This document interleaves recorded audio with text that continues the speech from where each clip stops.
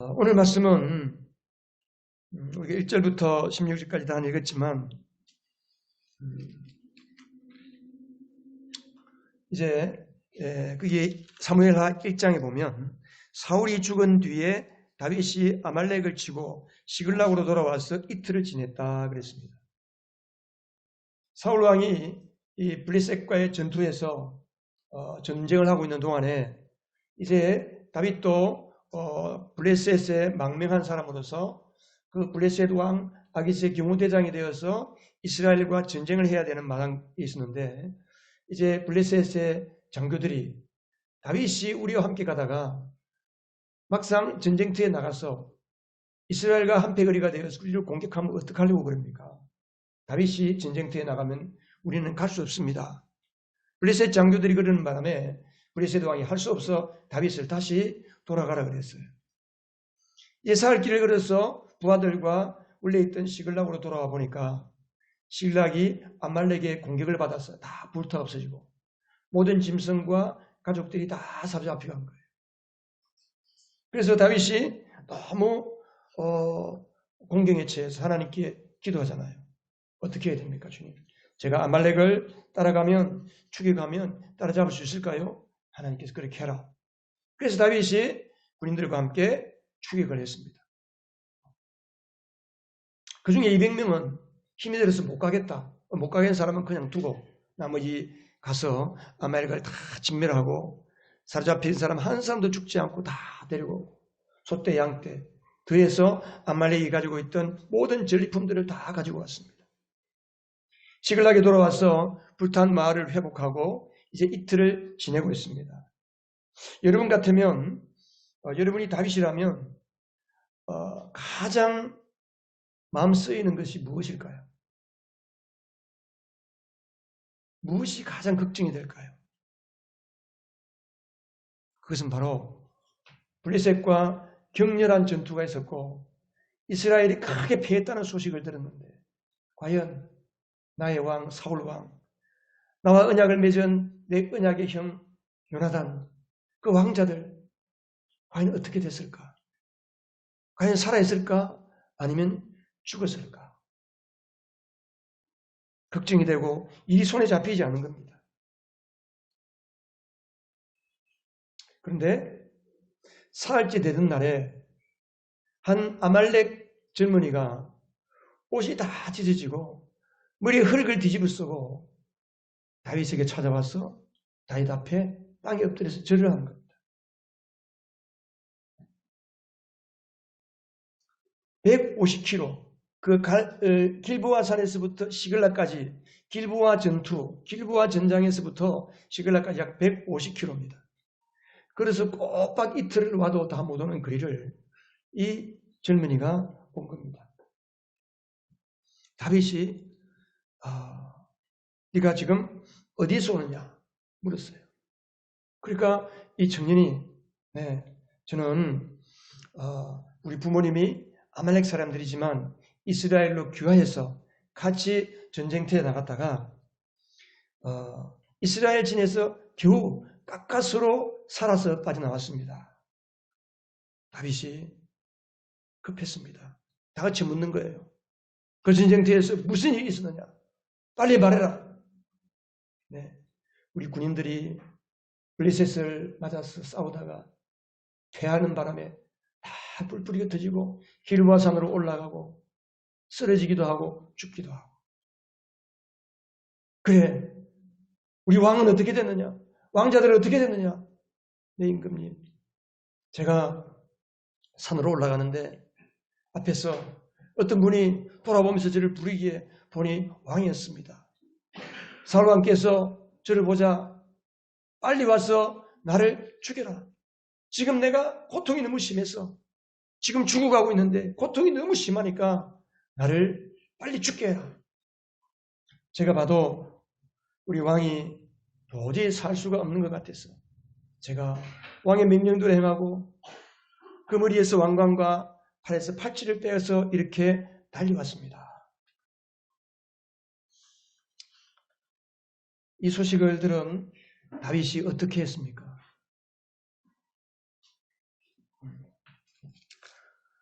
거기 보니까 11절에 보면 다윗이 슬픔을 억누르지 못하여 자기 옷을 잡아찢고 그와 같이 있던 사람들도 모두 그렇게 하였다 그랬어요.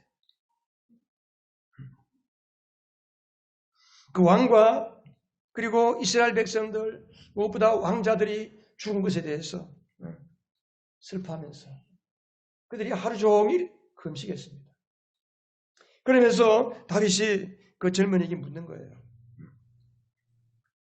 네가 어째서 하나님께서 기름 부어 세우신 왕을 네가 죽이셨단 말이냐? 그러면서 자기 부하 중에 한 사람에게 너는 칼을 빼서 이놈을 당장 목을 쳐라. 그래서 그 아말렉 청년이 그 자리에서 죽임을 당했습니다. 여러분 오늘 말씀 읽으면서 뭔가 이상한 게 없습니까? 우리가 31장을 지난주에 봤는데 31장에 사울이 화살을 맞고 중상을 입고 더 이상 갈 수가 없어서 자기 무기든 병사에게 나를 죽게 해라.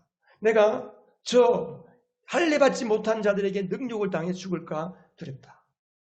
그렇지만 무기든 담당 병사가 차마 왕을 죽이지 못하니까 사울이 자기 칼 위에 엎드려져서 죽었습니다.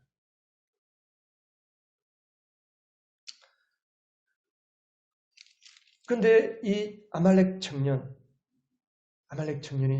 그 뒤를 쫓아보니까 아직도 사울이 목숨이 붙어 있는 거예요.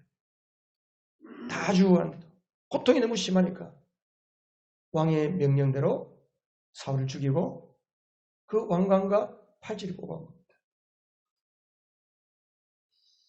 왜 왕관과 팔찌를 뽑아왔겠어요? 청년은 무언가 보상을 바라고 왔는데 다윗이 그에게 준 보상은 무엇입니까? 그게 사장에 보세요. 사무엘하 4장에 보면 4장 10절에 보면 여러분 다윗이 어떤 다윗인데 사람을 보면 모르겠어요. 이 청년이 사울 왕이 죽은 것을 슬퍼하면서 빨리 내가 이 소식을 전해야 되겠다고 생각하고 달려온 게 아니라는 거예요. 사울을 죽일 때에 순간 무슨 생각이 들었겠어요? 이 사울은 다윗을 죽이려고 하는 다윗의 원수인데 내가 사울이 죽은 소식을 전해주면 왕관과 팔찌를 빼서 증거불로 가져가면 나에게 보상을 주겠지. 다윗이 뭘로 어떻게 보상했습니까? 그 4장 10절에 보면 전에 사울이 죽었다는 소식을 나에게 전하여 주고 자기는 좋은 소식을 전한 것으로 여긴 자가 있었다. 바로 그 아말렉 청년을 가리키는 거예요. 나는 그를 붙잡아서 시글락에서 죽였다. 이것이 내가 그에게 준 보상이었다. 그 아말렉 청년은 다윗에게 보상을 받으려고 달려왔지만 다윗은 그에게 죽음을 보상으로 주었습니다. 이 젊은이의 오해와 비극이 뭡니까? 다윗은 사울을 원수로 여기고 있었을 것이다. 그러니까 원수가 죽었으면 얼마나 기뻐하겠나? 이 청년이 오해한 거예요. 그리고 다 죽어가는 사울을 보는 순간 그 안타깝고 불쌍하고 죽어가는 왕을 걱정한 것이 아니고 그 머리가 돈으로 돌아간 거예요. 보상으로 돌아간 거예요. 이 사울이 죽었다는 소식을 왕관과 팔찌를 뺏어가면 나에게 보상이 돌아오겠지. 다윗이 얼마나 기뻐할까? 이 중요한 게 뭡니까? 여기서 사람에게 보상이 보이기 시작하면 뭔가를 인해 가지고 대가가 보이기 시작하면 그 다음에는 아무것도 안 보인다는 거예요. 사람도 안 보이고 하나님도 안 보이고. 그래서 이 아말렉 청년이 사울을 죽인 거예요. 여러분, 사람이 돈이 보이기 시작하고 돈이 그냥 보이는 게 아니고 이것을 통해서 뭔가 대단한 게 나오겠다. 보상이 있고 여기에 큰 대가가 따른다. 거기에 눈이 꽂히면 그 다음에는 아무것도 안 보이는 거예요. 관계가 안 보이는 거예요. 하나님이 안 보이는 거예요. 사람이 안 보이는 거예요.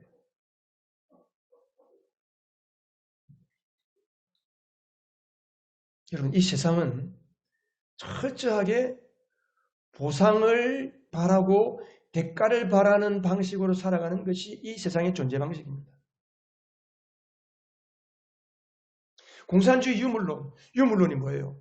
유물론. 유일하게 물질적인 가치를 가지고 세상과 사람을 따지는 것이 유물론. 이 공산주의예요. 여러분, 공산주의가 되면 어떤 나라가 됩니까? 인간이 없어지는 거예요. 다 돈으로 보이는 거예요. 물질로 보이는 거예요. 하나님이 사라지고 기독교가 사라지고 인권하지만 정권에 원하는 대로 인권을 자기 마음대로 유린하는 것이 공산사회입니다. 공산사회. 공산주의면 그럴까요? 예수 믿는 사람은 어때요? 예수를 믿는다 하면서도 교회만 나오지 막상 구원을 경험하지 못하고 하나님과 나와의 관계가 아버지인 것을 알지 못하는, 아버지와 아들의 관계를 알지 못하는 사람은 여전히 그들의 가치 기준이, 여러분 세상 사람들의 가치 기준은 오로지 돈이잖아요. 요즘 전부가 다 돈이 삶의 최고의 가치, 유일한 가치예요. 그렇게 되면 결국은 교회를 나와도 예수를 믿는다 그래도 돈이 나의 인생의 유일한 가치가 되기 시작하면 하나님이 소중하게 여기는 것이 안 보이는 겁니다. 이게 무슨 거예요? 그렇게 사람들이 복을 받고 싶어서 하나님께 복을 구하고 복복하지만 정작 복을 못 받게 되는 겁니다. 그래서 시편 1편에서 다윗이 뭐라고 이야기했나요? 복 있는 사람은 악인의 길을 따르지 아니하며 죄인의 길을 서지 아니하며 오만한 자의 자리에 앉지 아니하며 오로지 주님의 율법을 즐거워하며 밤낮으로 그 율법을 묵상하는 사람이다. 이걸 다른 말로 말하면 복 있는 사람은 돈을 따라가지 아니하며 세상의 가치를 따라가지 않는다는 거예요. 대신에 하나님의 말씀을 즐거워하고 그 하나님의 말씀을 주야로 묵상한다. 그런 뜻입니다. 여러분, 오늘 말씀에서 우리가 주목해야 되는 굉장히 중요한, 기독교의 굉장히 중요한 핵심적인 주제가 있습니다. 핵심적인 주제가. 그게 뭐냐 하면 보상이냐 은혜냐는 거예요. 기독교는 보상의 종교냐 은혜의 종교냐. 우리의 신앙이 보상을 바라는 신앙이냐 은혜를 구하는 신앙이냐.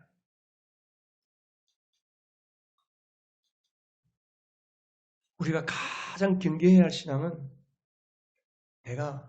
나도 모르게 자꾸만 하나님을 향해서 보상을 바라고 내 공로를 의지하고 내 업적을 의지하고 내 신앙의 어떤 노력을 의지하고 하나님 앞에 나가서 하나님과 거래를 하고 하나님께 무언가를 받아내려고 하는 이 신앙, 이 굉장히 무서운 거예요.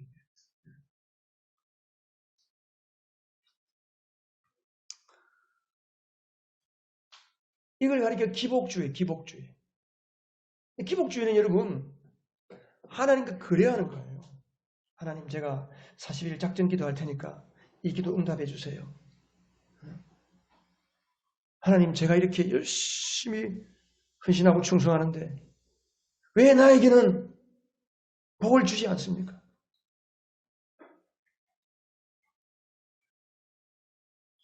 왜 그렇게 될까요? 우리의 신앙이 문제 해결에만 매달리는 신앙이 되기 때문에 그렇습니다. 하나님께 나와서 하나님께 은혜를 구하고 하나님과 나와의 관계가 회복이 되고 하나님이 나를 위하여 십자가에 죽으시고 예수 그리스도의 은혜로 내가 구원받고 그 구원의 은혜로 기뻐하고 감사해야 되는데 내 삶을 보니까 너무 많은 문제들이 있어요. 너무 괴로운 문제들이 많아요. 내가 헤쳐나가야 할 일이 너무 많은 거예요. 그래서 하나님 앞에 나와서 문제 해결을 구하는 거예요.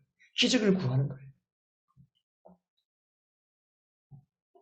자칫하면 우리의 신앙이 이렇게 되기가 쉽습니다. 왜? 세상의 존재 방식이 다 그렇기 때문에. 세상은 다 그렇거든요. 적자생존. 세상은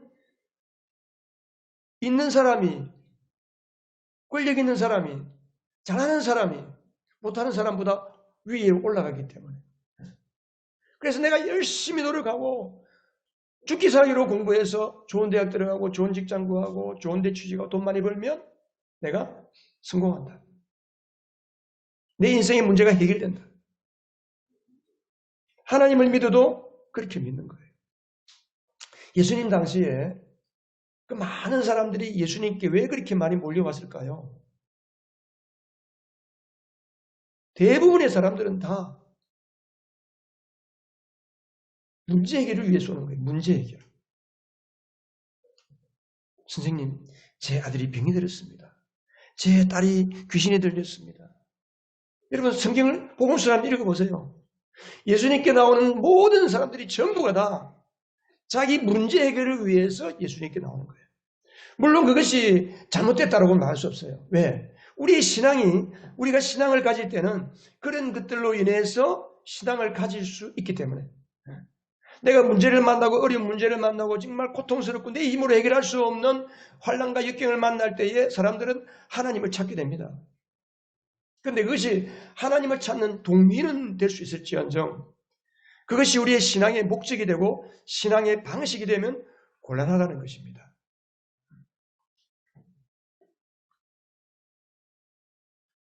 그렇게 되면 그때부터는 우리가 하나님의 구원과 상관이 없는 종교의 길을 걷기 시작하는 거예요.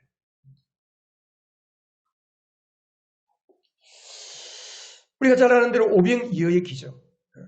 오병이어를 통해서 예수님께서 물고기 2마리와 보리떡 5개를 가지고 남자 장정들만 5,000명, 어린아이와 여인들까지 합치면 약 2, 3만 명의 사람들을 다 먹이셨잖아요. 그들이 이런 엄청난 기적을 경험하니까 눈이 다 휘둥그레진 거예요. 우와! 저분이 우리의 임금님이 되신다면, 이스라엘의 왕이 되신다면 우리나라는 정말 수지 맞구나. 그래서 사람들이 오병이어의 기적을 경험하고 나서 예수님을 왕으로 삼으려고 하는 움직임이 일어났어요. 예수님이 그것을 알고 예수님을 얼른 산으로 기도하러 가시고 제자들에게 빨리 이 사람들을 흩어서 다 보내라. 그리고 다음날 건너편으로 갔어요. 건너편으로 갔는데 여전히 사람들이 또 예수님께 구름대처럼 몰려오는 거예요. 예수님께서 그들에게 뭐라고 말씀했나요? 내가 진정으로 너희에게 말한다. 너희가 나를 찾는 것은 표징을 보았기 때문이 아니라 빵을 먹고 배가 불렀기 때문이다.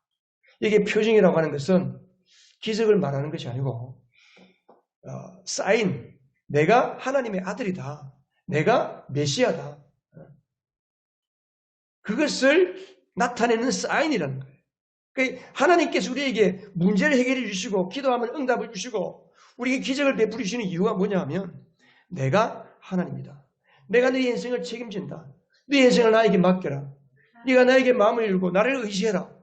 그것을 보여주시기 위해서 우리에게 기적을 베푸시고 우리에게 응답해 주시고 문제를 해결해 주시는 겁니다.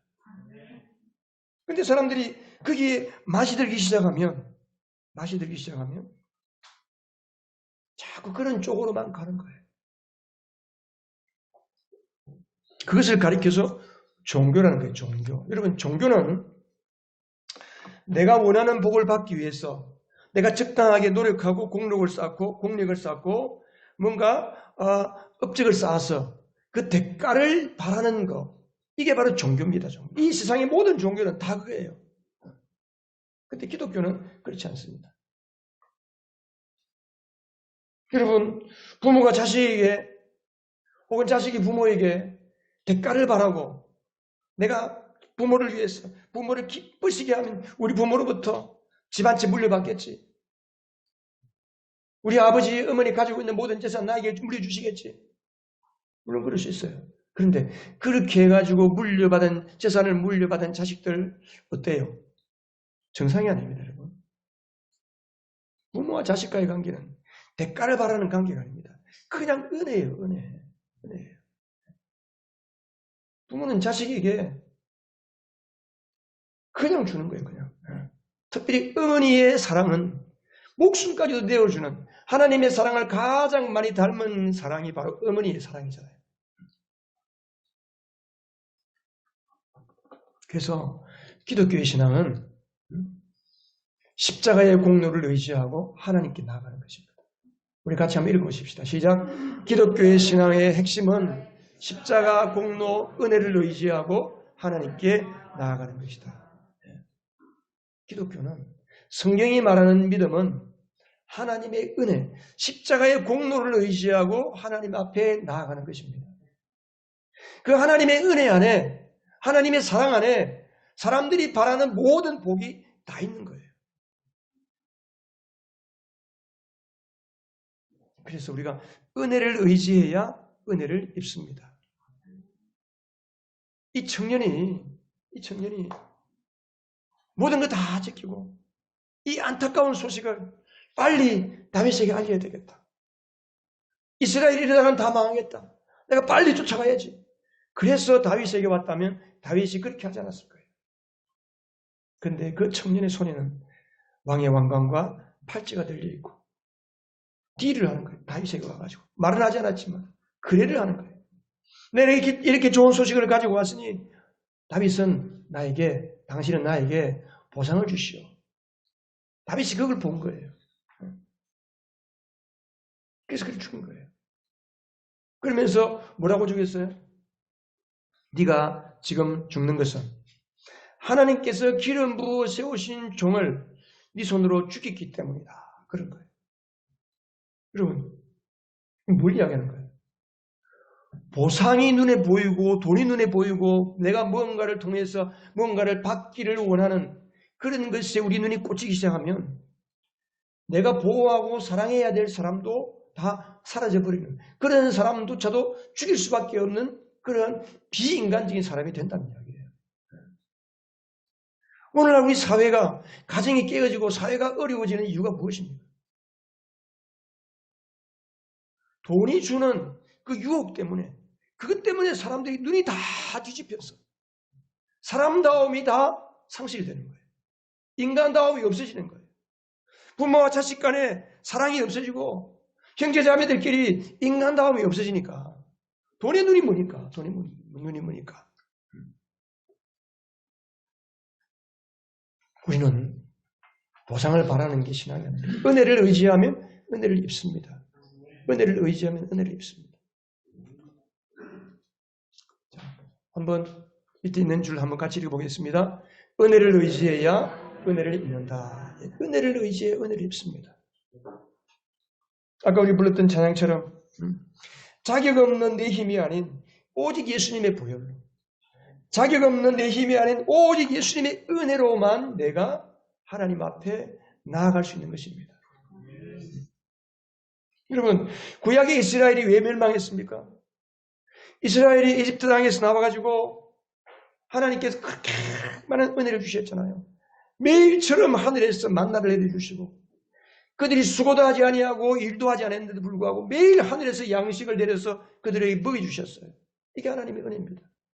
신명기 8장 3절에서는 이것을 뭐라고 이야기했습니까? 사람이 떡으로만 사는 것이 아닌 거예요.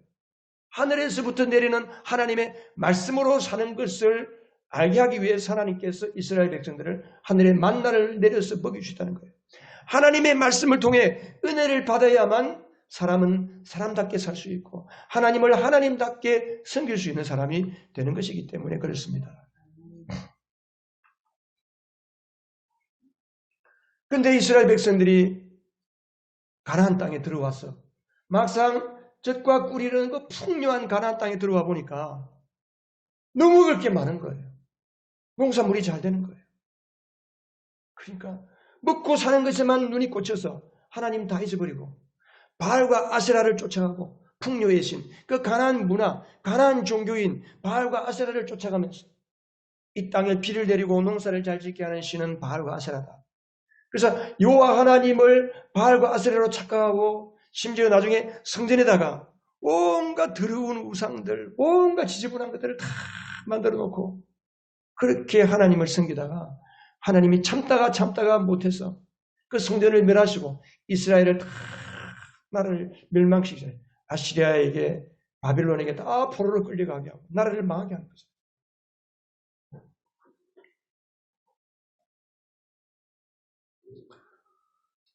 누가복음 18장에 보면 여러분 글씨가 제가 좀 안 보이시겠지만 누가복음 18장 여러분 찾을 수 있는 분은 성경책을 찾았어요. 그 보면 예수님께서 이런 말씀하셨어요. 두 사람이 기도하러 성전에 올라가는데 한 사람은 바리새파 사람이에요. 다른 한 사람은 세리입니다. 뭐냐면 바리새파 사람은 하나님의 말씀을 철저하게 잘 지키는 사람이에요. 세리는 사람들에게 죄인이라고 손가락질 받는 사람이에요. 사람 취급을 못 받던 그때 당시에 그런 사람이었어요. 근데 이 바리새파 사람은 혼잣말로 하나님께 성전에 들어가서 이렇게 기도하는 거예요. 하나님 감사합니다. 나는 남의 것을 빼앗거나 불의한 자나 가늠하는 자와 같은 다른 사람들과 같지 않습니다. 나는 의로운 사람입니다. 나는 저는 세리와 같지 않습니다. 나는 일주일에 3번씩 금식, 일주일에 2번씩 금식하고 가난한 자를 구제하고 이렇게 하나님 앞에 기도하고 금식하고 11조를 바치는 의로운 사람입니다. 그렇게 기도했어요. 근데 세리는 감히 고개도 못 들고 저 뒤에 서서 뭐라고 했어요? 하늘을 우르르 보고 하늘을 우르르 볼 엄두도 못 내고 가슴을 치면서 아 하나님 이 죄인에게 자비를 베풀어 주십시오. 우리 주님께서 누구를 칭찬했습니까? 세리를 칭찬한 거예요. 내가 너희에게 말한다. 같이 읽겠습니다. 14절. 내가 너희에게 말한다. 의롭다는 인정을 받고서 자기 집으로 내려간 사람은 저 바리새파 사람이 아니라 이 세리다. 누구든지 자기를 높이는 사람은 낮아지고 자기를 낮추는 사람은 높아질 것이다. 여러분, 우리가 하나님 앞에서 우리를 높여봐야 얼마나 높아지겠습니까? 하나님 앞에서 내 공력을 자랑해봐야 하나님의 전능하신 능력 앞에서 얼마나 대단하겠습니까? 우리는 오직 하나님 앞에 은혜를 구하는 거예요. 납작 엎드리는 거예요. 하나님 저는 부족합니다. 연약합니다. 이 모든 것이 다 하나님의 은혜입니다.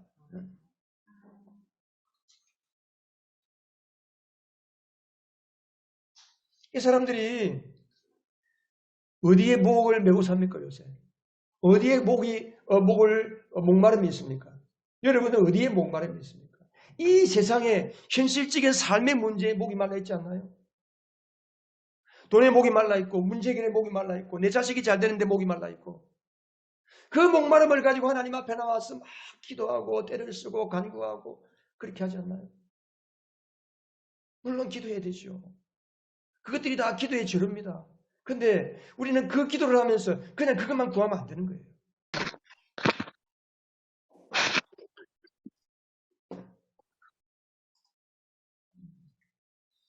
하나님의 은혜를 구해야 되는 거예요. 하나님, 저에게 은혜를 주세요. 하나님이 뜻이면 이 문제도 해결해 주세요. 이 문제를 해결해 주시면 내가 하나님의 은혜를 알고 하나님의 은혜를 깊이 받고 풍성한 그 은혜를 따라서 내가 살겠습니다. 기독교의 신앙은 보상이 아니라 은혜입니다. 은혜. 에베소서 2장 8절에 보면 우리가 어떻게 구원받았다고 했습니까? 같이 읽겠습니다. 여러분은 믿음을 통하여 은혜로 구원을 얻었습니다. 이것은 여러분에게서 난 것이 아니요 하나님의 선물입니다. 행위에서 난 것이 아닙니다. 그러므로 아무도 자랑할 수 없습니다.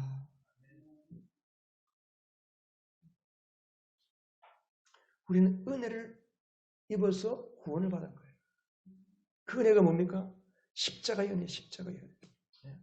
여러분, 누가 여러분을 위해서 대신 죽어줄 사람이 누가 있습니까? 예수님께서 이 모든 세상의 인류, 오고 오는 수많은 인류를 위해서 자기 몸으로, 죄 없으신 몸으로 십자가의 양팔과 양발이 못이 박혔어. 매달렸어. 그냥 그 고통과 시름 가운데 절규하면서 돌아가셨잖아요. 이유가 무엇입니까? 여러분 한 사람 구원하시기 위해서 나 하나 억만 죄악에 빠져 지옥으로 갈 수밖에 없는 나 하나 구원하시고 나를 통하여 하나님의 영광스러운 존재가 되게 하기 위해서 하나님이 기뻐하는 존재가 되게 하기 위해서 하나님께서 복을 주시고 하나님께 복을 받고 그 복을 흘러보내는 복된 존재가 되게 하기 위해서 예수님께서 나를 위해 십자가에 죽어주신 것입니다. 그 은혜를 믿을 때에, 그 십자가의 보혈의 공로를 믿을 때에 우리는 구원을 받는 것입니다.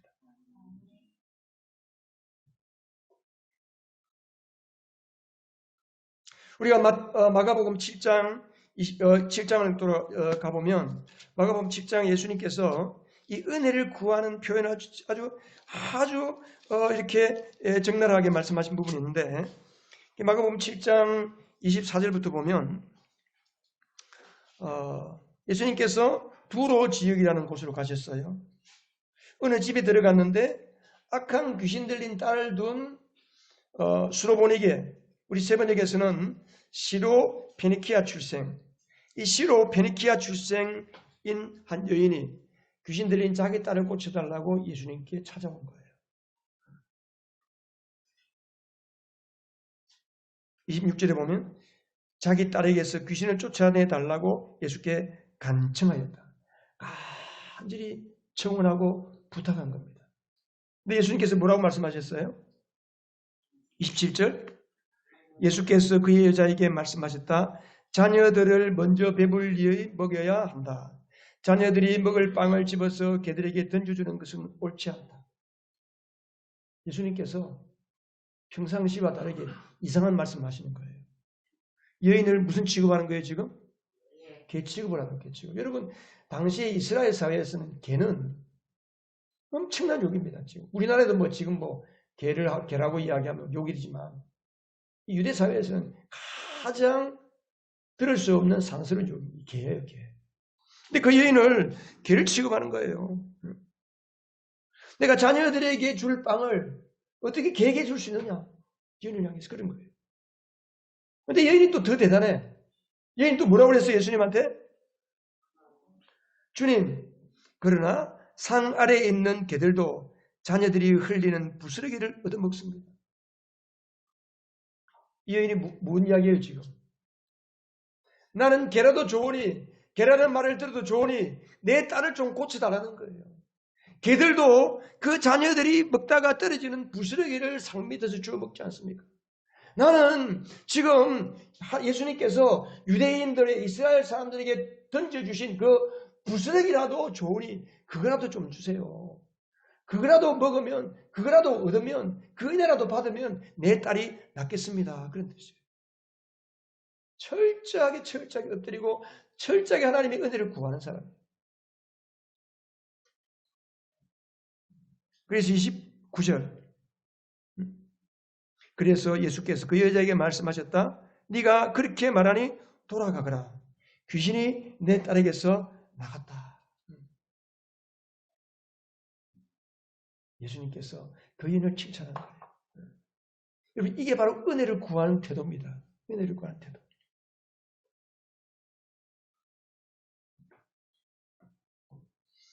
우리 하나님 앞에 자격을 내세우고 공로를 내세우고 내가 뭔가 하나님 앞에 내가 뭔가 교회에서 이렇게 일을 하고 이렇게 수고를 하고 하나님 앞에 그것을 내세우면서 하나님 나에게 은혜를 베풀어 주세요.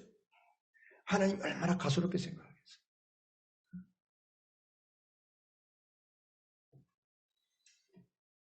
지난주에 우리 목사님들을 좀 만났는데 기도 제목을 나누다 그런 말씀하시더라고요. 이제 임직자를 세워야 되는데 권사, 안수입사 세워야 되는데 교회마다 권사, 안수입사, 장로를 세우면 항상 문제가 생겨요. 왜 문제가 생깁니까? 보통 교회들이 권사나 임직자를 세우면 권사나 장로를 세울 때 어떤 기준으로 세우냐면 보상의 기준을 가지고 사람을 세우는 거예요. 그동안 얼마나 교회를 위해서 열심히 일을 했느냐, 얼마나 교회를 위해서 업적이 있느냐, 이걸 따지는 거예요. 여러분, 성경에서 그렇게 해서 안수입사 세운 경우가 있습니다. 신약 성경에서 보면 그렇게 세우지 않습니다. 사람을 그렇게 세우지 않습니다.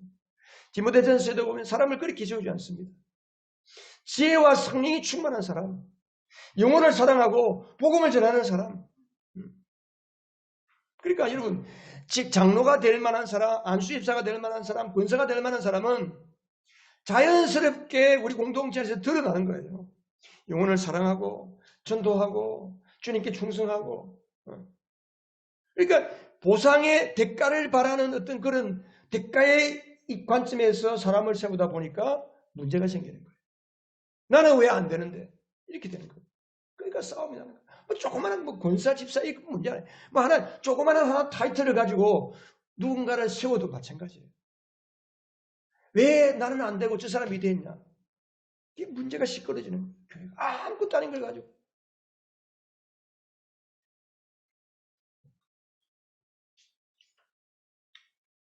우리 교회도, 우리 교회는 예배인 것 같죠?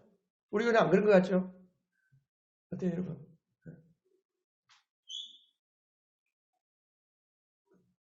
여러분은 모르지만 저는 알고 있어요. 그런 경우들이 있었어요. 우리가 하나님 앞에서 얼마나 우리의 신앙에 우리도 알지 못하는 사이에 이 보상의 믿음이 다 들어왔는지 몰라요. 굉장히 위험한 거예요. 그래서 바리새인 유대인들을 향해서 너희들의 아비는 마귀라 그랬어요. 율법주의, 기복주의, 인본주의 이게 다 마귀로부터 오는 신앙이에요. 마귀로부터 주어지는 신앙. 우리 하나님을 믿는 신앙인데 나도 모르게 마귀를 쫓아가는 신앙생활을 하고 있다는 거예요. 예수님께서 굉장히 경계하신 거예요. 이거를.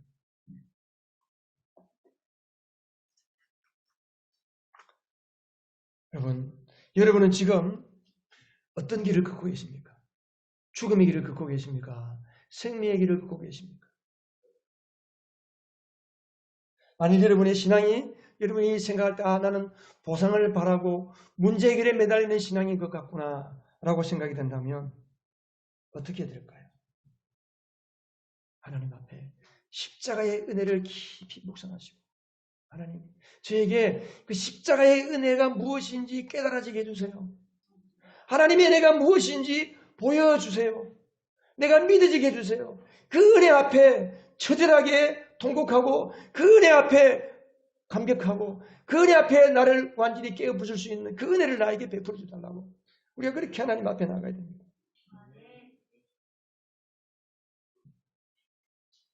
현실적인 문제에 목말라지 말고 하나님의 그 십자가 은혜 나를 사랑하시고 나를 구원하시고 나를 위하여 고통과 괴로움과 그 저주와 모든 수모와 수치를 다 당하신 그 예수님의 그 은혜를 날마다 내 속에서 새롭게 해달라고 우리가 그걸 기도하고 그것에 목말라야 되는 거예요.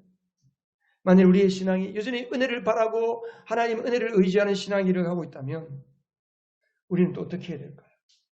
하나님, 내가 어떻게 하면 그 은혜를 내 주변의 사람들에게 드러낼 수 있습니까? 우리는 그렇게 기도해야 될 거예요. 기도하겠습니다.